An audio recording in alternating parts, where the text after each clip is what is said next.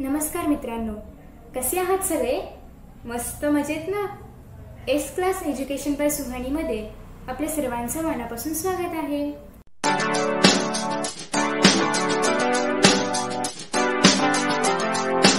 आज आपण पाहतोय संस्कृत समास हा. समासाचे सर्व प्रकार आज आपण एकाच व्हिडिओमध्ये पाहणार आहोत. सोबतच आपण स्पष्टीकरण पाहणार आहोत आणि उदाहरणं देखील भरपूर पाहणार आहोत.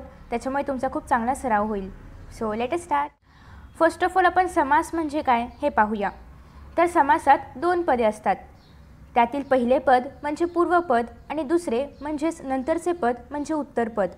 आणि यातील कोणते पद महत्त्वाचे आहे म्हणजेच कोणते पद प्रधान आहे यावरून समासाचे 4 प्रकार पडतात. मग आधी आपण पाहूया की पूर्वपद आणि उत्तरपद नेमकं कसं ओळखायचं किंवा कसं त्याचं एक उदाहरण पाहूया आपण.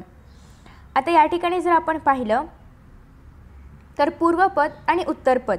आता जर आपण सूर्योदय हा शब्द जर आपण घेतला, आता समासामध्ये सामासिक पद म्हणजे तो जो शब्द आहे त्याला आपण सामासिक पद म्हणतो. ओके, तर आता या ठिकाणी सूर्योदय हे आहे सामासिक पद. मग आता याच्यामध्ये सूर्य आणि उदय मग याच्यामध्ये जे पहिलं पद आहे त्याला आपण म्हणतो पूर्वपद आणि उदय हे काय झालं त्यामधलं दुसरं पद म्हणजेच उत्तरपद. तर पूर्वपद म्हणजे आधीचं पद आणि त्यानंतर येणारं जे पद असतं त्याला आपण म्हणतो उत्तरपद.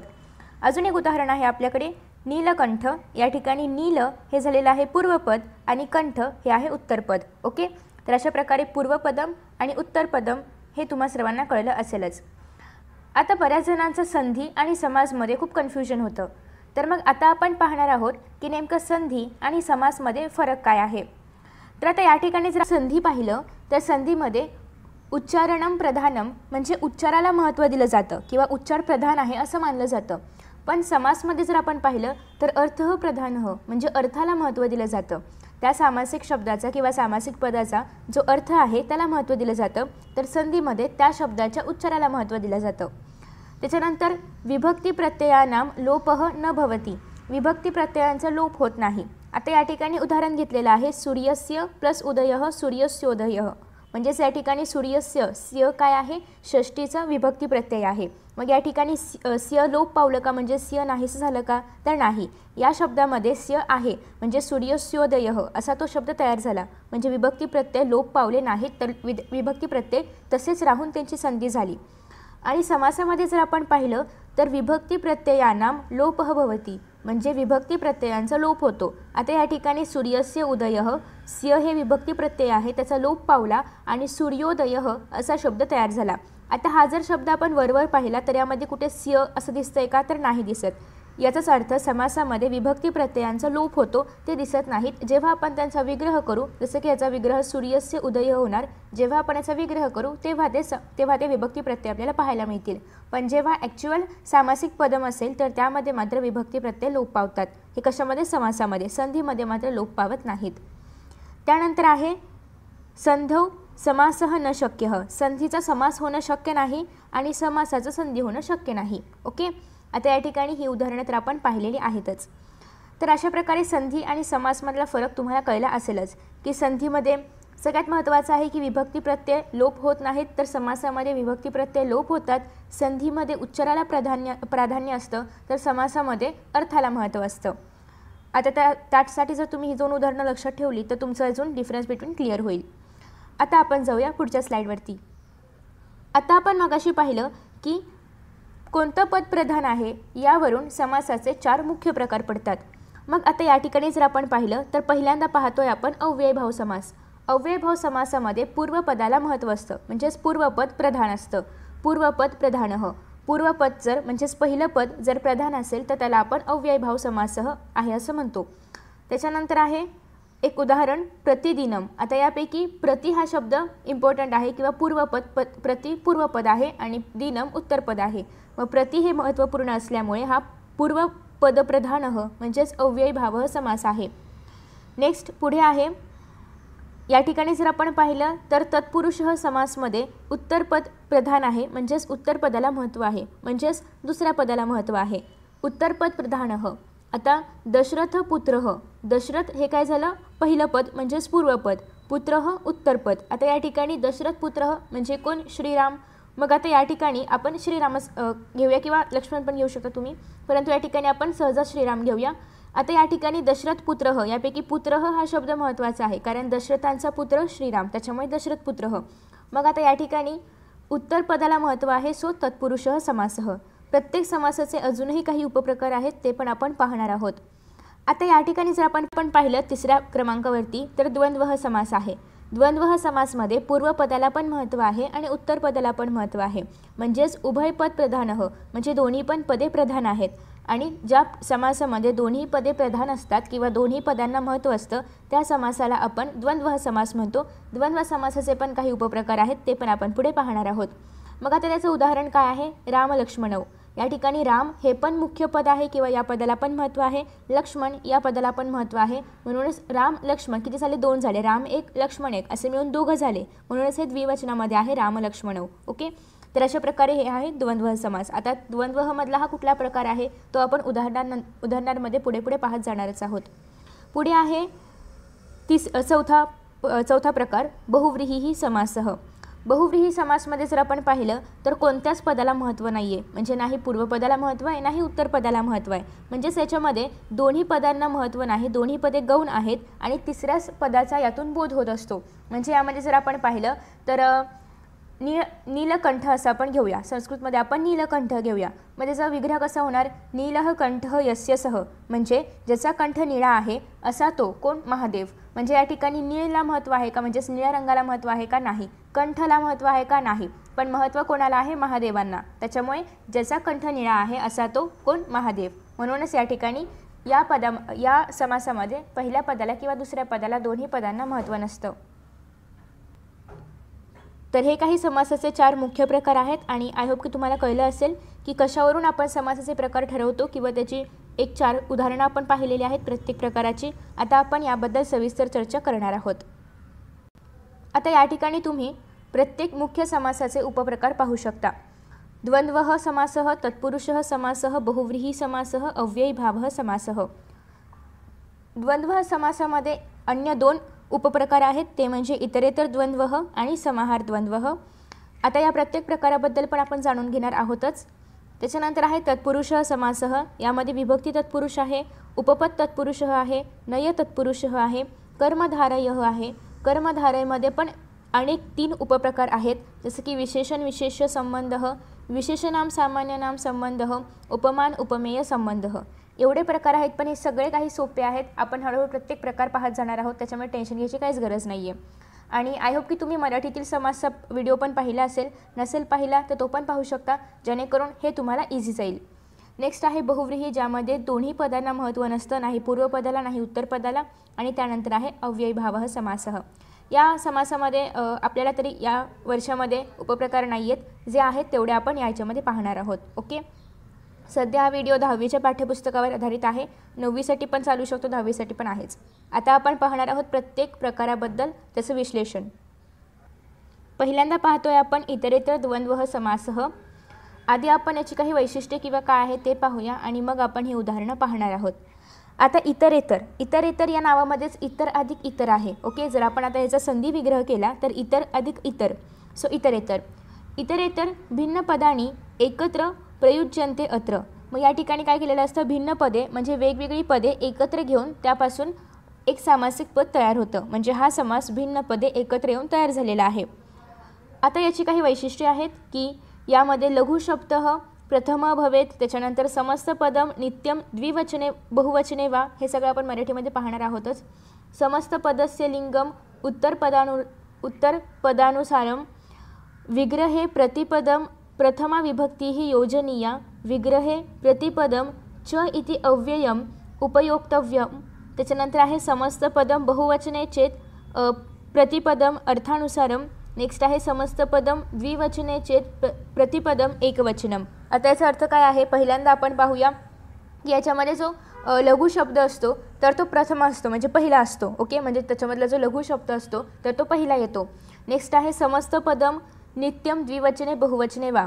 आत्ताच आपण पाहिलं की समस्त पदामध्ये काय असतं, या म्हणजे इतरेतर द्वंद्व समासमधल्या समस्त पदामध्ये काय असतं तर 2 वेगवेगळी पदे एकत्र येतात. आता 2 पदे आहेत तर अर्थातच ते द्विवचनामध्ये असेल किंवा बहुवचनामध्ये असेल, एकवचनामध्ये नसणार आहे. त्याच्यामुळे हा समास नेहमी द्विवचनामध्ये किंवा बहुवचनामध्ये येतो. नेक्स्ट आहे समस्त पदस्य लिंगम उत्तर पदानुसरम. आता या ठिकाणी जर आपण पाहिलं तर 2 पदे आहेत, एक चंद्र सूर्य. ओके, मग त्याच्यामध्ये चंद्र पूर्व पद आहे तर सूर्य उत्तर पद आहे. मग हा जो शब्द आहे या शब्दाचं लिंग कशाप्रमाणे असणार आहे, उत्तर पदानुसार म्हणजे सूर्यानुसार.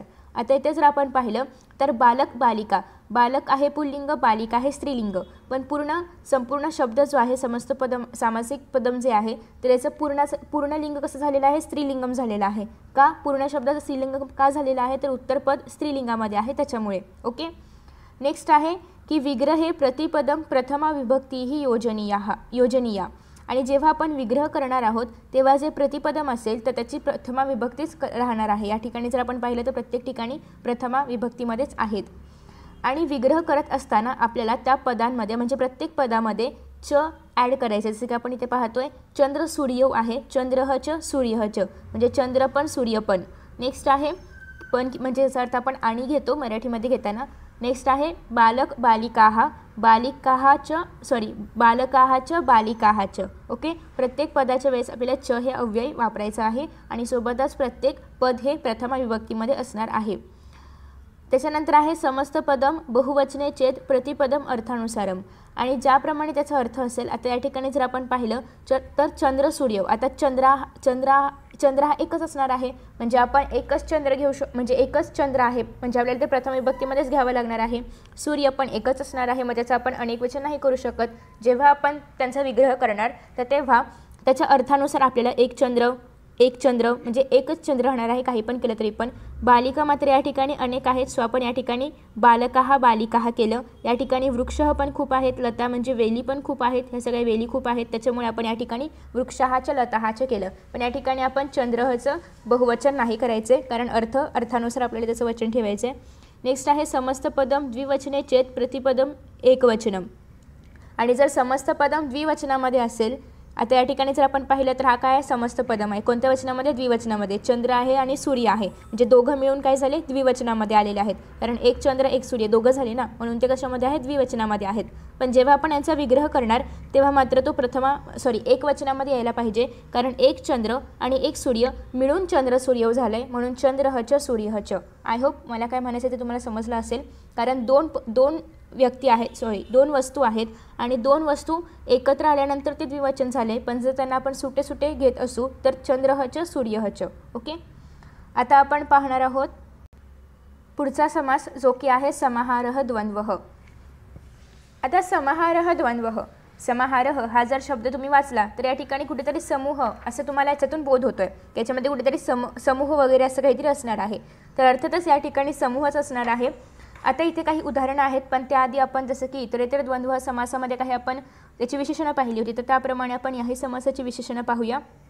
पहिली गोष्ट म्हणजे जेव्हा आपण या समासाचा विग्रह करणार तेव्हा या ठिकाणी पण च हे अव्यय जोडायचं आहे जसं की आपण इतरेतर द्वंद्वमध्ये पाहिलं होतं. आता दुसरं असं आहे की समाहार म्हणजे काय, समूह. आता समूह हा नेहमी एक वचनामध्येच असणार आहे कारण समूह हा एकच असतो, एक समूह असतो, त्याच्यामुळे हा समास नेहमी एक वचनामध्ये असणार आहे. आता जर आपण या ठिकाणी उदाहरण पाहिलं तर मूषक मार्जारम, मूषक म्हणजे उंदीर आणि मार्जारम म्हणजे आपल्या मांजरताई. मग आता या ठिकाणी मूषक आणि मांजर हे दोघं आहेत, या दोघांचा समूह आहे. पण हे दोघं जरी असले, समूह जरी असला तरी समूह नेहमी एक वचनामध्ये असणार आहे म्हणून मूषक मार्जारम असं या ठिकाणी घेतलेलं आहे म्हणजे उंदीर मामा आणि मांजरताई असं मिळून मूषक मार्जारम. मग आता या ठिकाणी याचं विग्रह कसं होणार तर आपण पाहिलं की च हे अव्यय जोडायचं असतं. मग आता या ठिकाणी मूषकः च मार्जारः च. आता या ठिकाणी याचं पुढे काय करायचं हे पण आपण बघणार आहोत. इथपर्यंत तुम्हाला विग्रह कळला असेलच.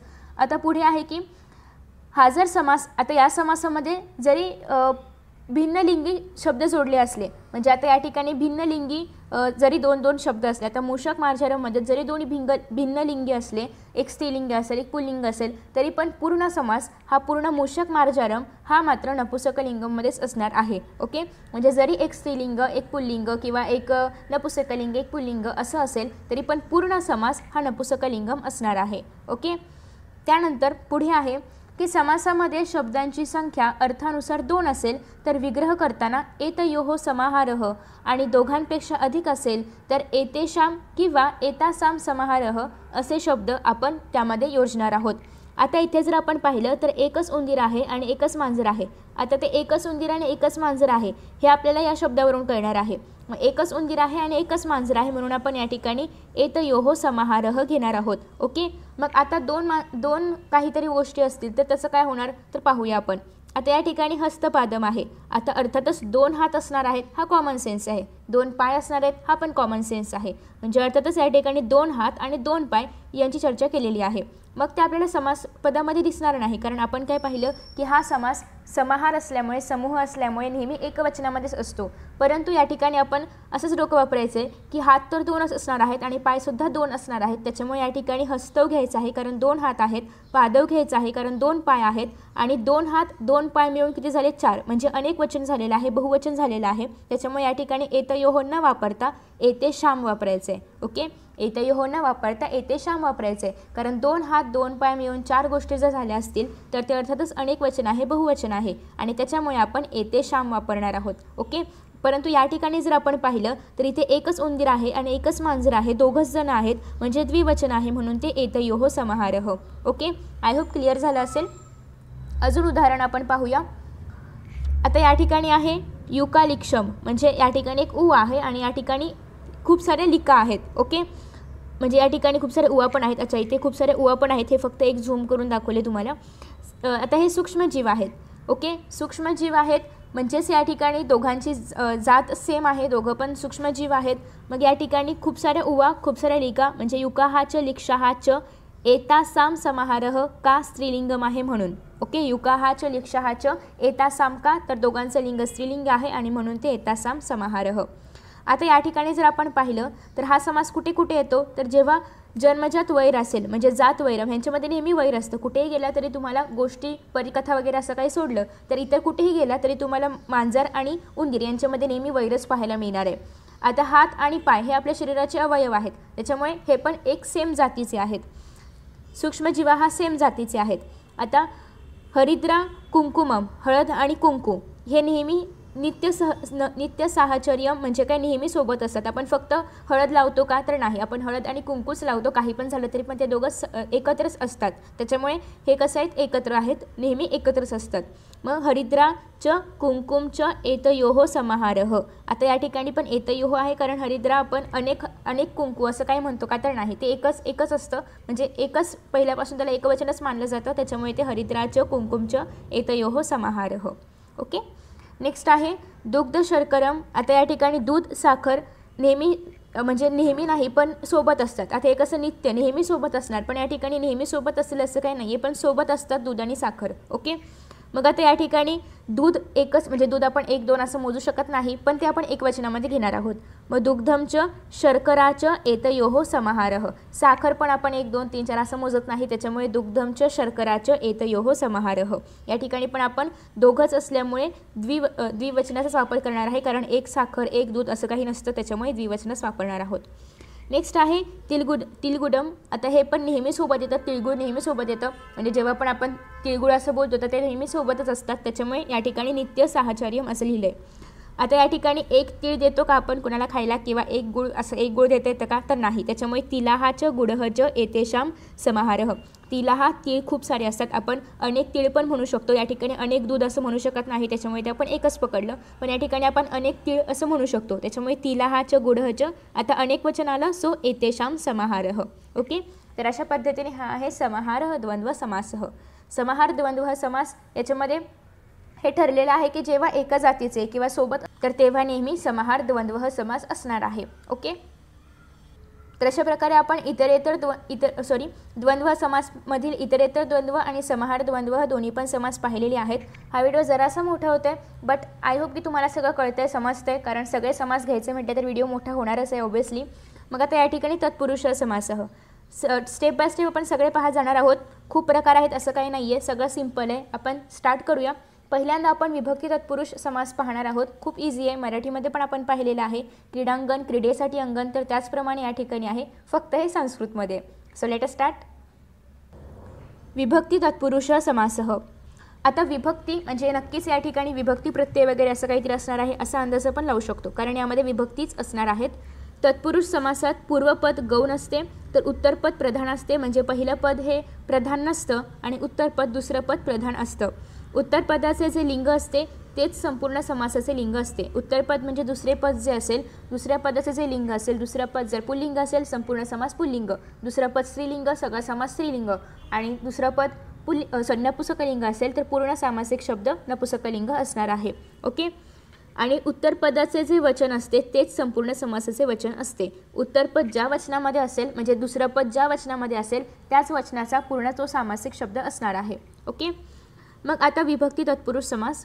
तत्पुरुष समासाच्या या प्रकारामध्ये समासातील दोन्ही पदांचा परस्पर संबंध व अर्थ लक्षात घेऊन पूर्वपदाची द्वितीया ते सप्तमी, आता प्रथम या ठिकाणी येणार नाही कारण प्रथमेला कोणतेही प्रत्यय नसतात, सो द्वितीयापासून ते सप्तमी यापैकी एखादी विभक्ती असावी योजावी लागते, तसं ज्याप्रमाणे अर्थ असेल त्याप्रमाणे.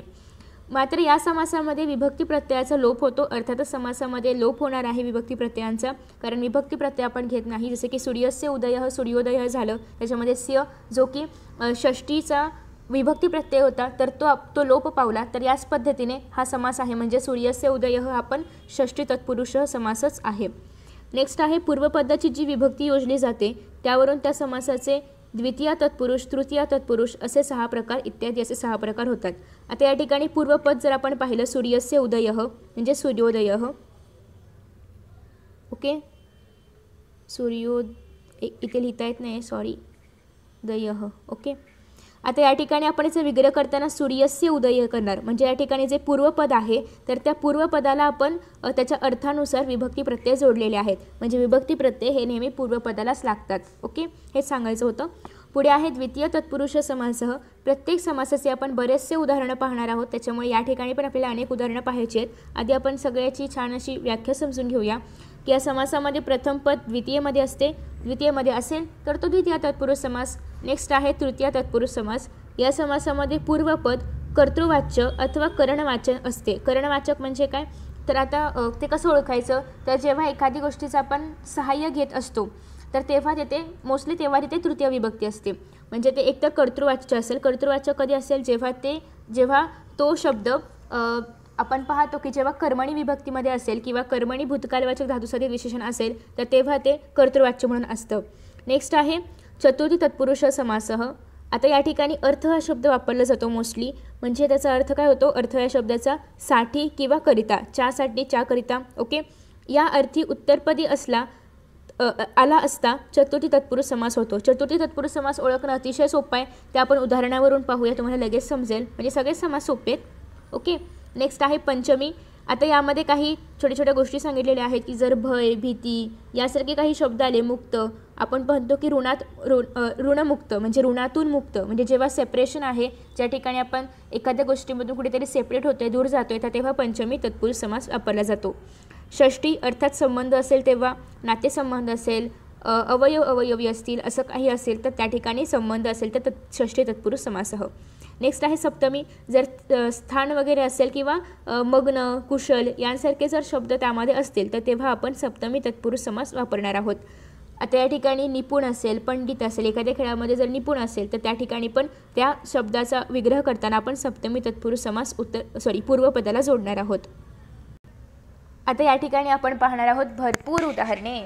सो फर्स्ट आहे खगाहा वनम गताहा, म्हणजे खगाहा म्हणजे जे पक्षी आहेत तर ते वनात गेले. आता या ठिकाणी गताहा म्हणजे जर तुम्ही गम पाहिलं तर गम या धातूला नेहमी द्वितीयची अपेक्षा असते. ओके, मग आता या ठिकाणी आपण नेहमी जेव्हा पण गम म्हणजे यासारखी काही पण त्याची रूपं येतील तेव्हा आपण नेहमी वनम असं म्हणजे द्वितीय विभक्तीच घेणार आहोत.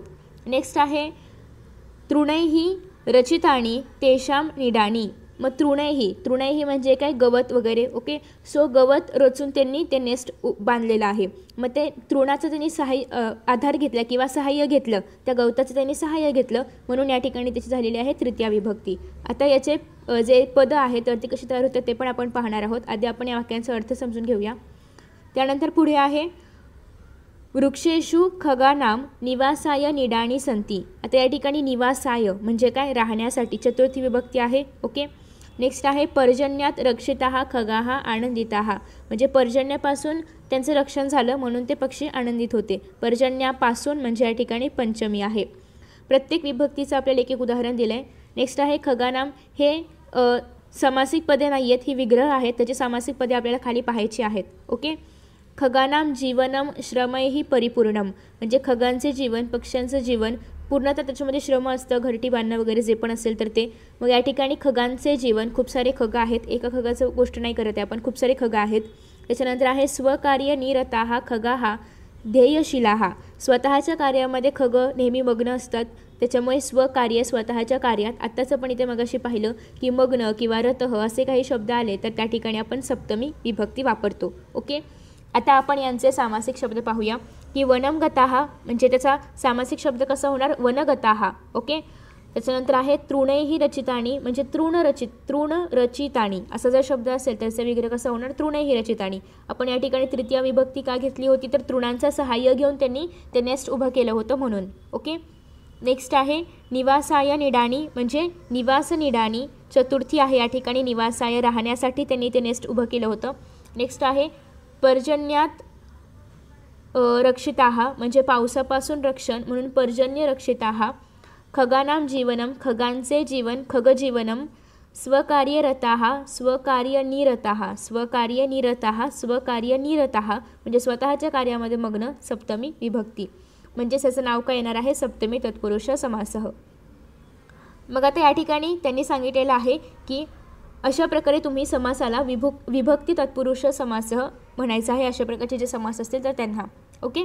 आता या ठिकाणी तुम्हाला समस्त पदम दिले, सोबतच समास उत्तरपदानाम आवलीही, त्याच्यानंतर उदाहरणांनी आणि समास विग्रह पण दिलेला आहे. आता आपण हे सगळं वाचूया कारण हे खूप इम्पॉर्टंट आहे.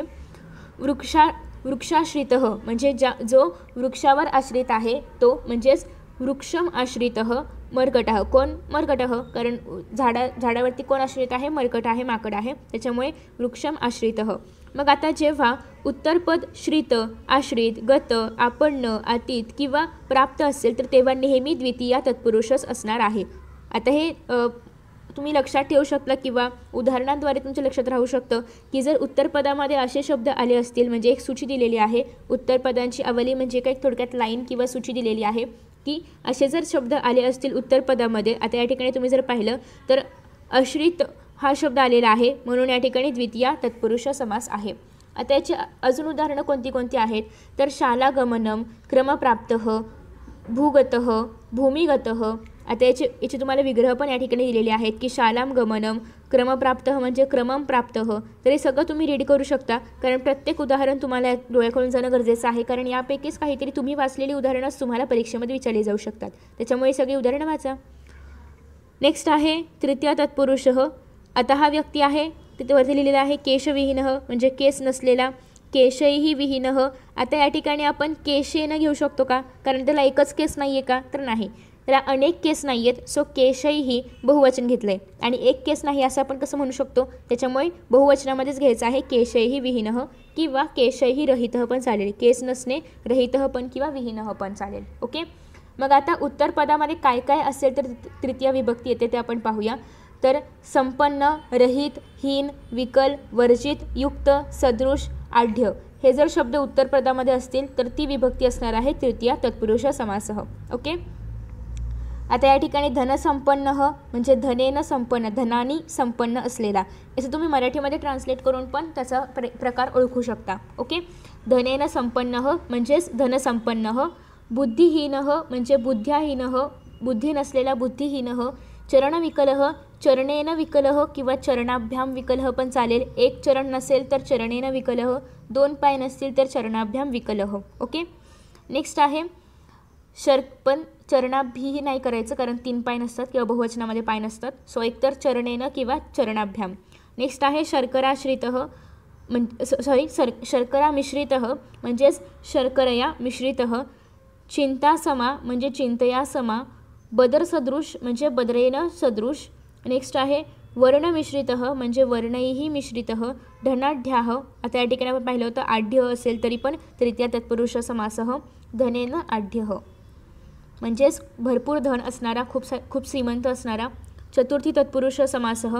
दानपेटिका म्हणजेच दानासाठी असणारी पेटिका, दानाय पेटिका, कारण यामध्ये आपण दान टाकतो म्हणजे ही पेटी कशासाठी आहे, दानासाठी आहे, त्याच्यामुळे चतुर्थी तत्पुरुष समासः.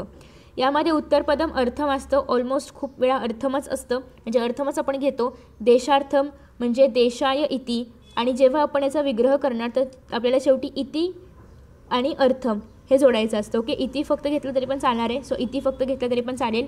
आता जर तुम्हाला याचा विग्रह करायला सांगितला तर देशाय इति एवढंच लिहायचं. हा झाल्याचा विग्रह, म्हणजे जो शब्द आहे प्रश्नामध्ये तोच आपल्याला फक्त टाकायचा आहे आणि त्याची चतुर्थी विभक्ती घ्यायची आहे आणि शेवटी फक्त इति लिहायचं आहे. कन्यार्थम कन्यायै इदम. आता या ठिकाणी तुम्ही जर पाहिलं तर ही म्हणजे तो शब्द स्त्रीलिंगामध्ये आहे का पुल्लिंगामध्ये आहे त्यानुसार तुम्हाला त्याची विभक्ती घ्यायची असते. ओके, चतुर्थी विभक्तीचं रूप घ्यायचं असतं. नेक्स्ट आहे विहारार्थम म्हणजे विहाराय इति, फिरण्यासाठी. रक्षणार्थम रक्षणाय इति, फक्त तुम्हाला इति जॉईन करायचं आहे चतुर्थीमध्ये असेल तर, आणि त्याची चतुर्थी विभक्ती. इझी आहे ना. नेक्स्ट आहे शिल्पालय म्हणजे शिल्पासाठी असलेलं लय म्हणजे ज्या ठिकाणी दगडाचे कोरीव काम वगैरे ठेवलेले असतात तर ते आलय म्हणजे ते घर. ओके, मग शिल्पेभ्य, आता एकच शिल्प ठेवणार का त्या पूर्ण ह्याच्यामध्ये तर नाही, खूप सारे असणार. सो शिल्पेभ्य आलय. तपोवनम म्हणजे तपसे वनम. त्याच्यानंतर आहे ग्रंथालय ग्रंथेभ्य आलय. आता ग्रंथेभ्य का घेतलं तर आता एकच ग्रंथ असणार का एवढ्या मोठ्या त्या ग्रंथालयामध्ये नाही, खूप सारे असणार म्हणून ग्रंथेभ्य बहुवचन घेतले. कार्यशक्ती कार्याय शक्ती. त्याच्यानंतर आहे कुंडल हरिण्यम म्हणजे कुंडलाभ्यम हरिण्यम. घटमृत्तिका म्हणजे घटाय मृत्तिका. तर अशा पद्धतीने अनेक उदाहरणं आहे, तुम्ही हे सगळे लक्षात ठेवू शकता. आता आपण पाहूया पंचमी विभक्ती. हस्तपतितः. आता हातातून तो रुमाल खाली पडतोय, हातातून पडतोय म्हणजे सेपरेशन होतंय आणि म्हणून या ठिकाणी हस्तात पतितम काय पडतंय करवस्त्र म्हणजे जे पण हातामध्ये आपल्या कापड आहे तर ते हातातून खाली पडतंय म्हणून या ठिकाणी हस्तात पतितम हातातून पडतंय. मग आता कोणते कोणते असतील उत्तरपदामध्ये तर पंचमी तत्पुरुष असतं, तर मुक्त असेल, ऋणात मुक्त असेल, भीत असेल, त्रात असेल, पतित असेल म्हणजे पडणं असेल, रक्षण करणं असेल तर ते. प्रदूषणमुक्त म्हणजे प्रदूषणातून मुक्त म्हणजेच प्रदूषणात मुक्त. दानवत्रात म्हणजे दानवात त्रात.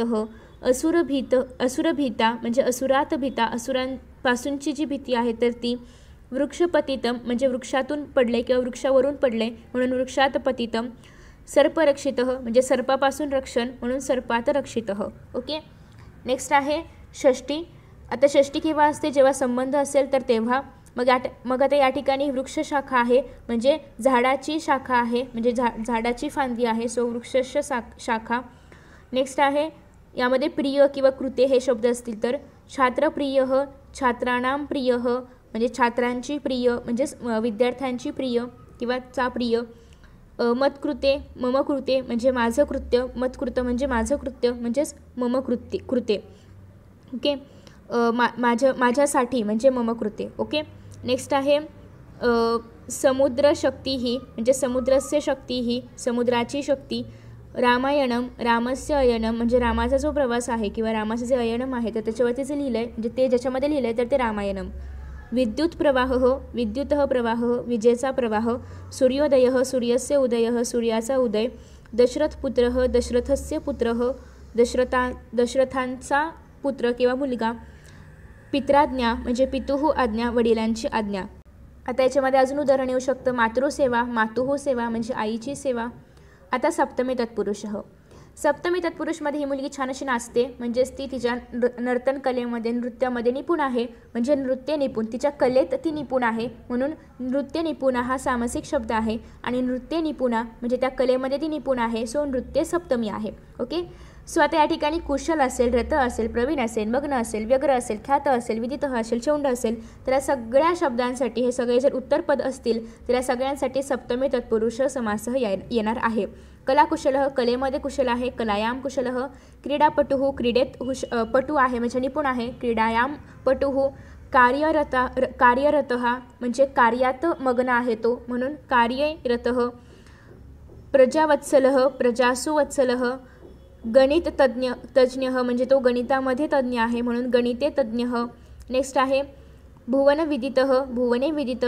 जगत प्रसिद्ध म्हणजे संपूर्ण जगात प्रसिद्ध आहेत, जगात प्रसिद्ध आहेत, त आहे म्हणून सप्तमी जगती प्रसिद्ध. ओके, सो ही खूप उदाहरणं आहेत आणि आय होप की तुम्हाला पूर्ण समास समजला असेल. आता आपण जाऊया पुढे. आता तत्पुरुष समासमधला पुढचा प्रकार आहे तो म्हणजे उपपद तत्पुरुष समास. उपपद तत्पुरुष खूप खूप इझी आहे, पण याच्यामध्ये अनेक विशेषणं आहेत तर ती लक्षात ठेवणं गरजेची आहेत. जसं की आपण आधी विशेषणच पाहूया आणि मग आपण उदाहरणं पाहूया. तर या ठिकाणी सांगितलेलं आहे उत्तरपदे धातोः अंशः दृश्यते. मग आता या ठिकाणी जर आपण पाहिलं तर जलदः हा काय आहे, सामासिक शब्द आहे. जलदःमध्ये जर आपण पाहिलं तर जल हे काय आहे, पूर्वपद आहे. दह काय आहे, उत्तरपद आहे. मग दहवरून आपल्याला असं कळतंय की दह हा जो एक शब्द आहे, एक अक्षर आहे, याच्यामध्ये थोडंसं अंशः धातू आहे. म्हणजे दह म्हणजे काय, ददती. ओके, ददाती, यच्छन्ती, म्हणजे या ठिकाणी काय आहे, धातू आहे. म्हणजे हा आपल्याला कुठेतरी धातूचा आभास करून देतोय की याच्यामध्ये कुठला धातू आहे हे आपल्याला सांगण्याचा प्रयत्न करतोय, म्हणजेच थोडंसं आपल्याला गाईड करतोय. ओके, मग आपल्याला उत्तर पण तोच सांगतोय, शब्द स्वतःहून सांगतोय. पुढे आहे विग्रहे तस्य धातोः लटरकारस्य प्रथम पुरुषस्य योग्यम वचनम योजनीयम. म्हणजे जेव्हा आपण विग्रह करणार तेव्हा या धातूचं आपल्याला काय करायचं आहे, प्रथम पुरुष लटलकार, म्हणजे लटलकारातील प्रथम पुरुष याचं रूप घ्यायचं आहे. आता या ठिकाणी जर आपण पाहिलं तर जलदह म्हणजे काय, जो पाणी देतो तो जलदह, म्हणजेच दिसतंय तुम्हाला चित्रामध्ये. तर जलदह म्हणजे काय, जो पाणी देतो तर तो जलदह. मग जलम ददाती इति, जो पाणी देतो तर तो. ददाती का, तर या ठिकाणी आपल्याला लटलकाराचं रूप घ्यायचं आहे. तुम्ही या ठिकाणी यच्छती पण घेऊ शकता किंवा ददाती पण घेऊ शकता. यच्छती पण चालेल, ॲज यू विश. पण या ठिकाणी दह आहे त्याच्यामुळे ददाती सोपं पडेल म्हणून त्यांनी ददाती घेतलेलं आहे. ओके, नेक्स्ट आहे पादपः. पादपः म्हणजे काय, पायाने पाणी पितो तर तो, पाणी किंवा पायाने पितो तो. मग आता या ठिकाणी पायाने, एकच पाय घ्यायला नाही, खूप सारे आहेत म्हणून पादैही पिबती इति, पायांनी पितो तो. ओके, पायाने जो पितो तो म्हणजेच कोण, पादप म्हणजेच कोण, झाड. आता या ठिकाणी ॲक्च्युली रूट्स आहेत त्यांना या ठिकाणी यांनी पाय मानलेला आहे. ओके, नेक्स्ट आहे पर्वते तिष्ठती इति पर्वतस्थः, म्हणजे पर्वतावर उभा आहे किंवा पर्वतावर थांबलेला आहे असं. पर्वते म्हणजे पर्वतावर, तिष्ठती उभा आहे किंवा थांबला आहे तो इति. ओके, इथे आपण असंच घेतो एक प्रकारे, जसं आपण मगाशी चतुर्थीमध्ये घेत होतो त्याप्रमाणे आपल्याला इथे पण इति घ्यायचं आहे. कुंभकारः म्हणजे जो मडके बनवतो तो कुंभार. ओके, मग कुंभम म्हणजे मडके किंवा जे पण मातीच्या वस्तू असतील, करोती इति कुंभकारः. ओके, सो तुम्हाला कळलं असेल. या ठिकाणी पण तुम्ही जर पाहिलं तर कुंभ पूर्वपद आहे, कार उत्तरपद आहे. उत्तरपदाला जर तुम्ही जरासं नीट निरखून पाहिलं तर कारह म्हणजे करोतीचं कुठेतरी सिमिलर येते. स्थः म्हणजे स्था मूळ शब्द आहे, त्याला आदेश मिळाल्यानंतर तिष्ठ होतं. तिष्ठ हां, ओके. सो आता या ठिकाणी स्थः आहे तर स्थःवरून आपल्याला तिष्ठती लक्षात आलं पाहिजे. नेक्स्ट या ठिकाणी पण पह आहे, पहवरून आपल्याला पिबती लक्षात आलं पाहिजे. अशा प्रकारे काही कीवर्ड्स आहेत ज्याच्यावरून आपल्याला त्याचे क्रियापद काय आहे तर ते कळू शकतं. शास्त्रज्ञ, आता या ठिकाणी न्यह आहे. न्यह म्हणजे माहीत असणारा किंवा ज्ञा धातू आहे त्याचा मूळ. मग जानाती, शास्त्रम जानाती इति, ज्याला शास्त्र माहिती आहे, जो शास्त्रामध्ये ज्याला शास्त्र माहिती आहे किंवा जो शास्त्र जाणतो असा तो शास्त्रज्ञ. मग शास्त्र कोणतं पण असेल, विज्ञान पण शास्त्र आहे, सगळे विषय शास्त्र आहेत. ओके, तथाच अर्थदृष्ट्या पूर्वपदस्य योग्य विभक्ती ही योजनीया. आता इथे जर तुम्ही पाहिलं तर या ठिकाणी जे पहिलं पद आहे त्याची विभक्ती जलम घेतलेली आहे, या ठिकाणी तृतीया घेतलेली आहे, कारण पायाने पाणी पितो, पाणी देतो, या ठिकाणी प्रथमा आहे, या ठिकाणी तृतीया आहे, या ठिकाणी सप्तमी आहे, पर्वतावर राहतो आणि कुंभ करोती हे फर्स्ट आहे. मग अशा प्रकारे जो अर्थ आहे, आता आपण या ठिकाणी पर्वतम घेणार का, घेऊ शकतो का, नाही, कारण पर्वतम कसं काय येणार, पर्वतावर राहतोय म्हणजे सप्तमीच घ्यायला पाहिजे. आता या ठिकाणी पाय पाणी पितो असं घेणार का आपण, तर नाही, पायाने पाणी पितोय म्हणजे तृतीयाच घ्यायला पाहिजे. ओके, तर अशा प्रकारे अर्थानुसार आपण त्याची विभक्ती ठरवायची आहे. पंकजम म्हणजे पंकेज आहे ते, म्हणजेच ज्याच्यातून जन्म घेतोय तो, तर ते, आता ज्याच्यातून जन्म घेतोय म्हणजे या ठिकाणी नक्कीच सप्तमी असायला पाहिजे. ओके, वरदा म्हणजे या ठिकाणी जो वर देणारा आहे, आशीर्वाद देणारा आहे असा तो. वरम ददाती इति वरदा, दावरून तुम्ही ददाती नक्कीच घेऊ शकता. गृहस्थाहा म्हणजे जो घरामध्ये राहणार आहे तर तो स्थाहा आहे, खूप सारे जण आहेत, बहुवचन आहे त्याच्यामुळे या ठिकाणी घ्यायचं आहे तिष्ठन्ती, गृहे तिष्ठन्ती इति. मधुपह म्हणजे जो मध पिणार आहे तर तो मधु पिबती इति, पहचं पिबती. विद्यार्थी म्हणजे विद्याम अर्थ येते इति, विद्या जो अर्जन करणार आहे, विद्या जो घेणार आहे तर तो विद्यार्थी. जटाधारी, आता एकच जटा नाही घेऊ शकत आपण, जटा हा घ्यावा लागणार. मग जटा हा धारयती, एकच व्यक्ती धारण करणार आहे, सो धारयती इति, जटा हा धारयती इति. अशा प्रकारे उपपद तत्पुरुष समासः. आय होप समजलं असेल, खूप इझी आहे उपपद तत्पुरुष समासः. नेक्स्ट आहे नय तत्पुरुष समासः. व्हिडिओ मोठा होतो आहे, सॉरी त्यासाठी, पण सगळं एकाच व्हिडिओमध्ये ठेवलं तर मला असं वाटतं की चांगलं होईल, एकत्र सगळं पाहायला मिळेल. खूप सारे व्हिडिओ असेल तर ते शोधण्यामध्येच अर्धा वेळ निघून जातो, त्यापेक्षा आपण एकत्रच पाहूया. नय तत्पुरुष समासः हा तर खूप खूप खूप खूप खूप इझी आहे.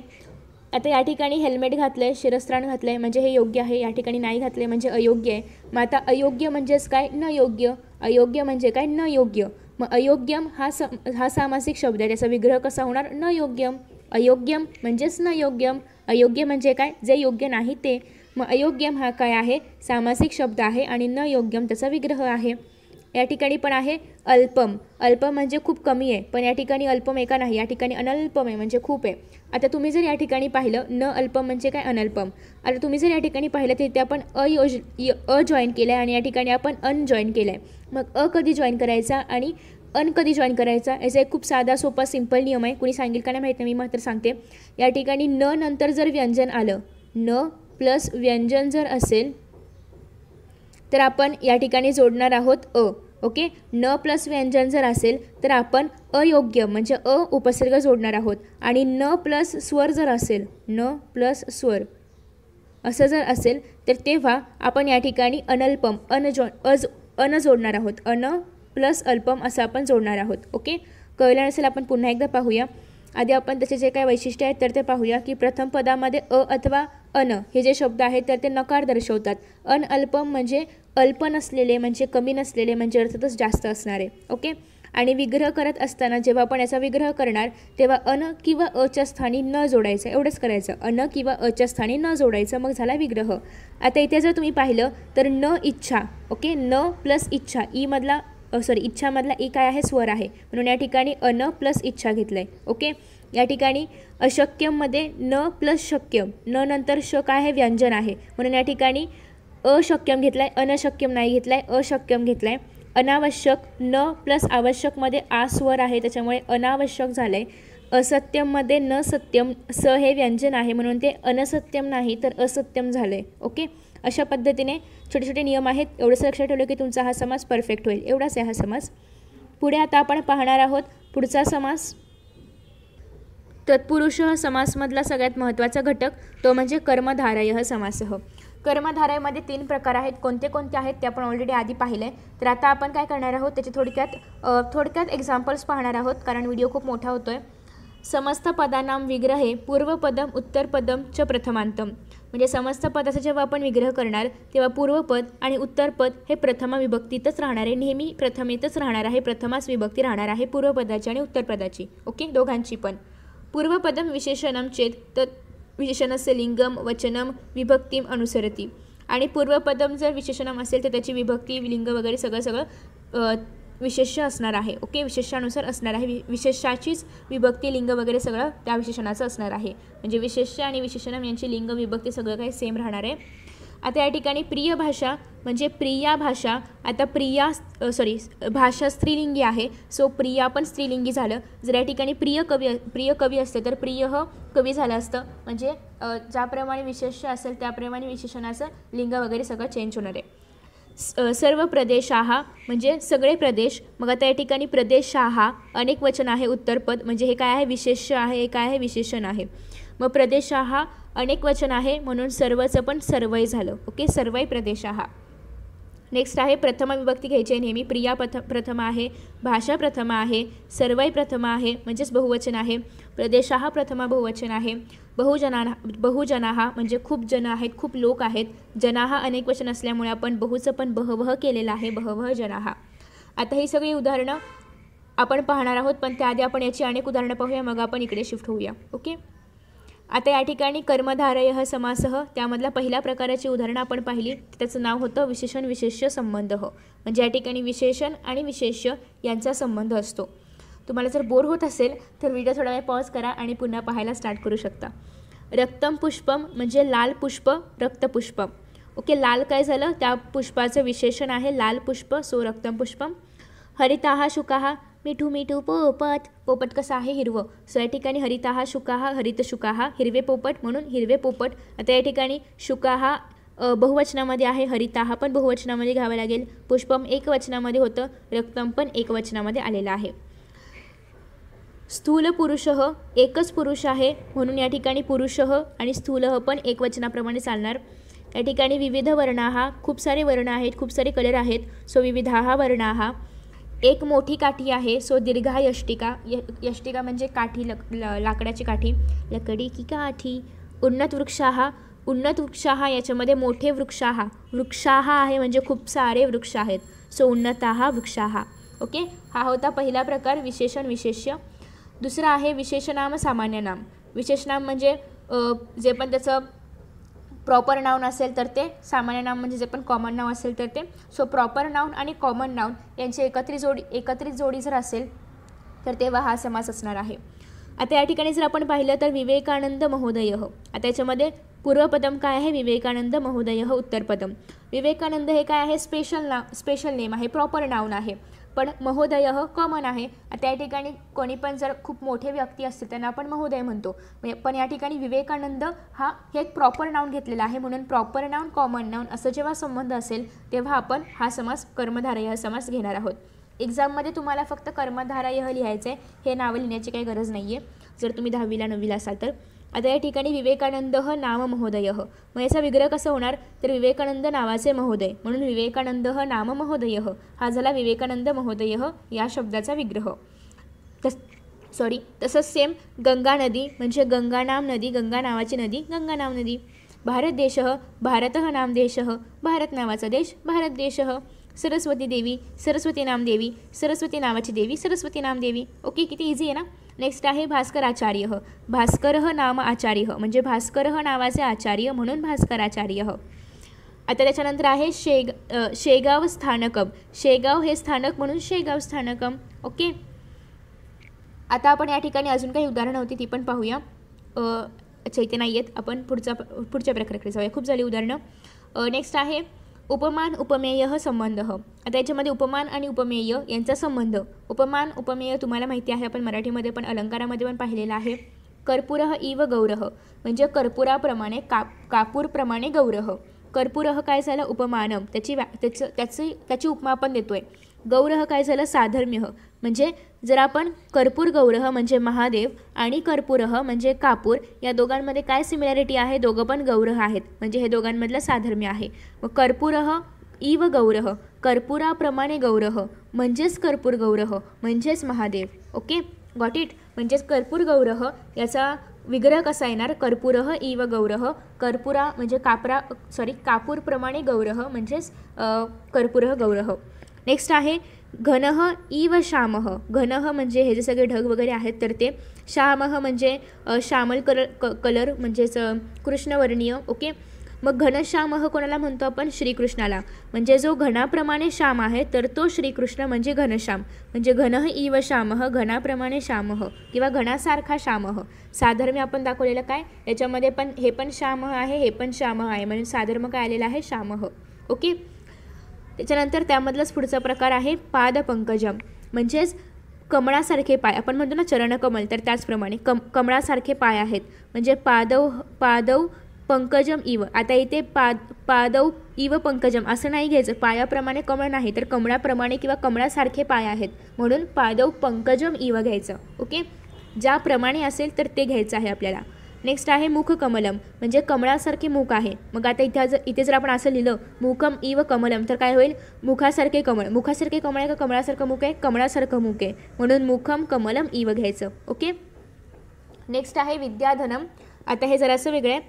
विद्यासारखे धन किंवा धनासारखं विद्या असा याचा विग्रह नाही करायचा आहे, तर विद्या हेच धन असं घ्यायचं आहे. एवाचा अर्थ होतो हेच.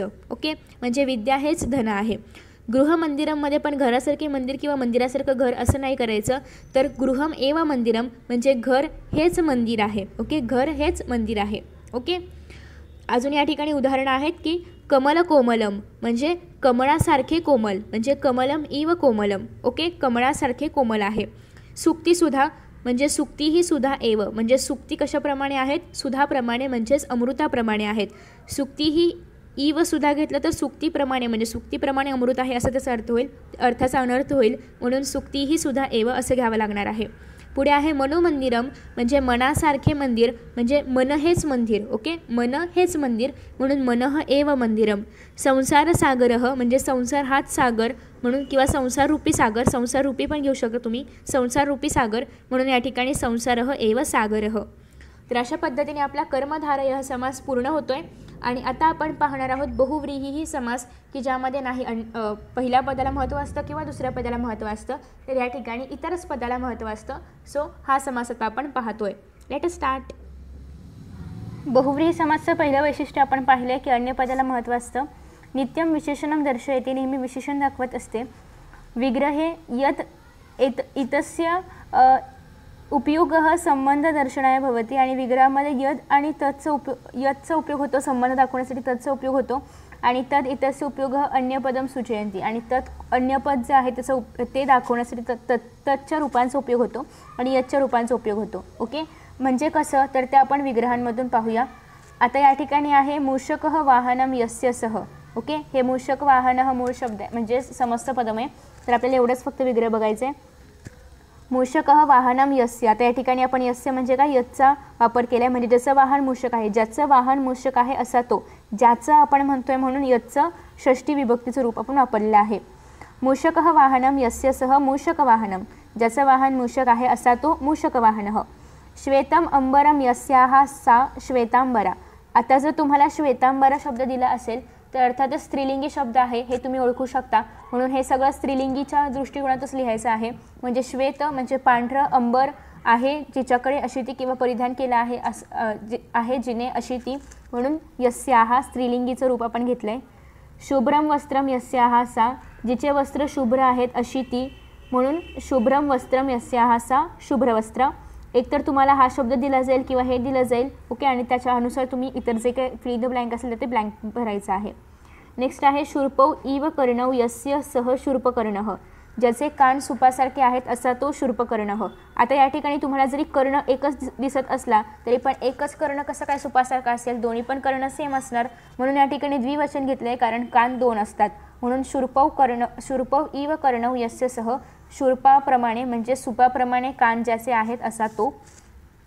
शशी शेखरे यस्य सह शशीशेखरः, चक्रम पाणौ यस्य सह चक्रपाणीः. आता या ठिकाणी पण पाणी म्हणजे काय हात, पाणीला जर म्हणजे पाणी या शब्दाला जर ऱ्हस्व वेलांटी असेल नला तर त्याचा अर्थ होतो हात. मग ज्याच्या हातामध्ये आता दोन हात आहेत तर अर्थातच पाणव घेतले, ज्याच्या दोन्ही चक्र ज्याच्या हातांमध्ये आहे असा तो, दोन हात आहेत म्हणून. शंख हस्ते यस्य सह, ज्याच्या हातामध्ये शंख आहे असा तो शंखस्थ. भुजगे शयनम यस्य सह, जो भुजग म्हणजे सापांवरती झोपतो असा तो म्हणजेच नारायण, म्हणून भुजगय शयनः. ओके, भुजग शयनः म्हणजे जो भुजगांवर झोपतो किंवा ज्याचं शयन भुजग आहे असा तो. आता पुढे या ठिकाणी तुम्हाला छान असे श्लोक दिलेले आहेत ज्यामध्ये तुम्हाला बहुव्रीही समासाचे सामासिक पदम पाहायला मिळणार ते तुम्ही वाचू शकता. पुढे या ठिकाणी आपण पाहतोय अव्ययीभावः समासः. अव्ययीभाव समास यामध्ये वैशिष्ट्य आहेत की प्रथमम पदम तथा संपूर्णम समस्त पदम अव्ययम भवति अतः अव्ययीभावः इति उच्यते. पहिला पद म्हणजेच संपूर्ण समस्त पदम किंवा सामासिक शब्द हा अव्यय स्वरूपामध्ये असतो म्हणून याला अव्ययीभावः समास असं म्हणतात. विग्रह तो अव्ययस्य अर्थानुसारम, आणि विग्रह त्या अव्ययाचा अर्थानुसार करायचं असतं. नित्यम नपुसकलिंगम एकवचनम वर्तते. हा समास नेहमी नपुसकलिंगामध्ये आणि एकवचनामध्येच राहणार आहे. नित्यम नपुसकलिंगम आणि एकवचनम वर्तते. नित्यम वाक्ये क्रियाविशेषण रूपेण प्रयुज्यते, आणि वाक्यामध्ये या समासाचा जो काही सामासिक शब्द असेल तर तो क्रियाविशेषण या रूपात घेतला जातो. जसं की उदाहरण खूप सारी आहेत. श्यामः दिने दिने पाठशालां गच्छति, म्हणजे श्याम दररोज पाठशाळेत जातो, म्हणजे श्याम प्रतिदिनम दररोज पाठशाळेत जातो. आता हे एकवचनामध्ये आहे, सोबतच हे नपुसकलिंगामध्ये आहे आणि हे क्रियाविशेषण म्हणून वापरले म्हणजे दिने दिने प्रत्येक दिवशी जातो. आणि या ठिकाणी पहिल्या पदाला महत्त्व आहे की प्रत्येक दिवशी याला महत्त्व आहे. ओके, म्हणजेच दररोज शाळेत जातो याला महत्त्व आहे दररोज या शब्दाला. पुढे आहे भारतस्य गृहे गृहे संस्कृतम भवतु, म्हणजे भारताच्या प्रत्येक घरामध्ये प्रत्येक गृहामध्ये प्रत्येक घरामध्ये, म्हणून या ठिकाणी प्रतिगृहम. माता अहनी देवपूजाम करोती, म्हणजे आई प्रत्येक दिवशी, अहनी म्हणजे म्हणजे काय दिवस, मग प्रत्येक दिवशी प्रत्यहम, प्रत्येक दिवशी प्रत्यहनी म्हणजेच प्रत्यहम देवपूजाम करोती. पुढे आहे चौथं, भास्करः इच्छाम अनुसृत्य भोजनम करोती, म्हणजे भास्कर त्याच्या इच्छेनुसार भोजन करतो. इच्छाम अनुसृत्य म्हणजेच इच्छेप्रमाणे, म्हणजेच यथेष्टम, यथा इच्छा म्हणजे ज्याप्रमाणे इच्छा असेल त्याप्रमाणे, म्हणजेच यथेच्छम. ओके, यथेच्छ भोजनम करोति. शक्तिम अनुसृत्य म्हणजे शक्तीप्रमाणे म्हणजे यथाशक्ती, क्रमम अनुसृत्य क्रमाप्रमाणे म्हणजे यथाक्रमम. पुढे या ठिकाणी काही अव्यय आहेत. ओके, सकोपम आहे, सवेगम आहे, सानंदम आहे. हे जर अव्यय असतील तर त्यानुसार तिथे पण सस्नेहम म्हणजे स्नेहेन सह, म्हणजे स्नेहेन सह स्नेहाने भोजन म्हणजे माता बालकम आई त्या मुलाला स्नेहाने भोजन भरवते म्हणून सस्नेहम सस्नेहम भोजयती. नेक्स्ट आहे श्रद्धयासह म्हणजे श्रद्धेनं म्हणजेच सश्रद्धम. नेक्स्ट आहे आनंदेन सह म्हणजे सानंदम. नेक्स्ट आहे उत्साहेन सह म्हणजे सोत्साहम. तर अशा प्रकारे हे सगळे शब्द आहेत म्हणजे सामासिक शब्द आहेत, समासाचे विग्रह आहेत. अव्ययभाव समास आपण इथे पाहिलेला आहे. पुढे या ठिकाणी बऱ्याच जणांना बहुव्रीही समास थोडा अवघड वाटतो म्हणून अजून काही उदाहरणे घेतलेली आहेत बहुव्रीही समासाची, तर ती पण तुम्ही पाहू शकता. या ठिकाणी विग्रह आहेत आणि तुम्ही याचं समस्तपदम लिहायचा प्रयत्न करायचा आहे. जसं की शुद्रा बुद्धिही यस्य सह म्हणजे शूद्र बुद्धिही. या ठिकाणी बुद्धिही क्षुद्रा हे सगळं एकाच ह्याच्यामध्ये यायला पाहिजे. म्हणजे बुद्धी ही स्त्रीलिंगी आहे, सो ती बुद्धी आपण म्हणतो, तो बुद्धी नाही म्हणत आपण. सो शूद्रा म्हणून शूद्रा घेतलंय. ओके, शूद्र बुद्धी नाही शूद्रा बुद्धी, आणि याचं जेव्हा समस्त पदम होणार तर तो शूद्र बुद्धी होणार आहे. ओके, नेक्स्ट आहे एकह दंतः यस्य सह म्हणजे ज्याचा एकच दात आहे असा तो म्हणजे एकदंतः. ईश्वरे निष्ठा यस्य सह ईश्वरनिष्ठा म्हणजे ज्याची निष्ठा ईश्वरावर आहे असा तो. पद्मम हस्ते यस्याहा सा जिच्या हातामध्ये पद्म आहे अशी ती म्हणजे पद्महस्ता. तर अशा प्रकारे हे सगळे शब्द तुम्हाला असेच लिहायचे आहेत. तुम्ही कमेंट बॉक्समध्ये पण पोस्ट करू शकता. महान उदयः यस्य सह म्हणजे महोदयः. ओके, तर अशा प्रकारे, आणि ह्याचं तुम्हाला माहितीच आहे गजानन. ओके, तर अशा प्रकारे हे सगळे एक्स्ट्रा एक्झाम्पल्स दिलेले आहेत बहुव्रीही समासाचे, आणि बाकीच्या समासाचे आपण ऑलरेडी खूप सारे एक्झाम्पल्स पाहिलेले आहेत. आणि आय होप की आता या लास्ट स्टेपवरती तुम्हाला समासाबद्दल कोणताही डाऊट नसावा. सगळे समास सगळे प्रकार तुमचे क्लिअर झाले असावेत. आणि हा व्हिडिओ 9वी 10वीच्या दृष्टिकोनातून बनवण्यात आलेला आहे, त्याच्यामुळे बरेचसे उदाहरणं ही फक्त 9वी 10वी पुरतीच आहेत. सो होप सो की तुम्हाला हा व्हिडिओ आवडला असेल. मित्रांनो, तुम्हाला जर हा व्हिडिओ आवडला असेल ना तर नक्कीच व्हिडिओला लाईक करा, शेअर करा. त्याचबरोबर यांसारखे नवनवीन व्हिडिओज पाहण्यासाठी चॅनलला सबस्क्राईब करा आणि नोटिफिकेशन बेल आयकॉनवर क्लिक करा. म्हणजेच मी जेव्हा जेव्हा यांसारखे नवनवीन व्हिडिओज अपलोड करेन तेव्हा तेव्हा तुम्हाला त्याचं नोटिफिकेशन मिळत राहील. मित्रांनो, असेच छान छान आणि मस्त मस्त व्हिडिओ या चॅनलवरती अवेलेबल आहेत.